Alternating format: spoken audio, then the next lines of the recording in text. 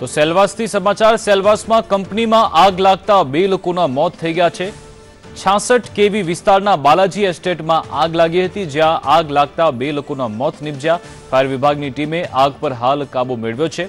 બાલાજી એસ્ટેટની કંપનીમાં આગ લાગી હતી। કયા કારણસર આગ લાગી તે હજુ સુધી જાણવા નથી મળ્યું, પરંતુ આગને પગલે 2 લોકોના મોત થઈ ગયા છે।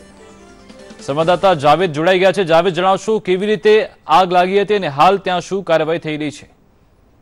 જી, બપોરે 12 થી 12:30 સુમારે આગ લાગી હતી આ કંપનીની અંદર અને ત્યારબાદ આગને બુઝાવવા માટે ફાયર વિભાગે ભારે જહેમત પડી હતી। જોકે આગમાં 2 જેટલા કામદારો ફસાયા હતા અને તેઓને કાઢવાની તજવીજ હાથ ધરાઈ હતી, પરંતુ આગ એટલી ભીષણ હતી કે ફાયર વિભાગને પણ મુશ્કેલ પડી રહી હતી।